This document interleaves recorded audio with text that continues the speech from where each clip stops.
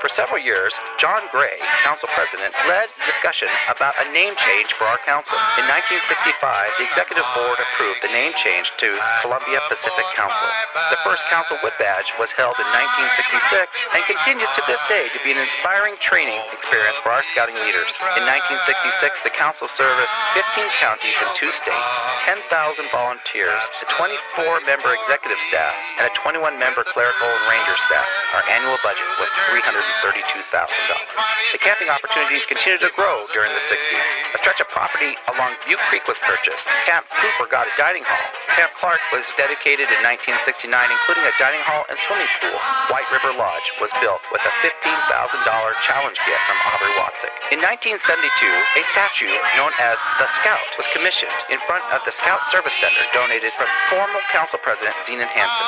Exploring and Sea Scouting grew tremendously and was organized into 4 service areas within the council. Sea Scouts built their sea base off of Marine Drive. In the 1970s, Cub Scouting and Boy Scouting started to drop, though 1,000 Cub leaders attended the 1975 powwow. In 1976, Scouts sponsored a town hall meeting at Memorial Coliseum with Eagle Scout Gerald Ford as the primary speaker. A bicentennial encampment was held, and over 10,000 Cub Scouts, Boy Scouts, explorers attended at Delta Park. Those living today will remember a torrential downpour that weekend. Still, with membership lagging, Operation Turnaround was adopted in 1976.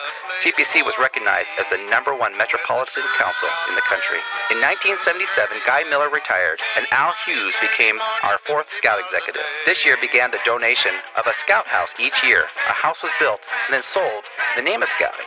This continued for nearly 20 years. In 1978, youth membership exceeded 35,000. In 1980, Mount St. Helens erupted, and our camp Spirit Lake was lost. Thanks to a few dedicated professionals, volunteers, we were able to save some equipment, including some war canoes that can be seen in the Camp Meriwether Dining Hall today. 1984, Al Hughes retired, and Grant Robinson became our 5th Scout executive. In 1981, a program for teaching life skills to kids called In-School Scouting began in the Portland metropolitan area. The 1980s marked a period of significant financial shortfalls. Camp Cooper and Millard were closed. Staffing was reduced. Money had to be borrowed to keep the council afloat. A detailed plan of how to raise funds and maintain our properties led to the sale of Camp Millard in the late 1980s. This brought forward the beginning of our own Camp Endowment Committee. Camp Cooper was reopened, and the council has never had to borrow money to pay a debt since the late 1980s, when the council's policies changed and Millard was sold.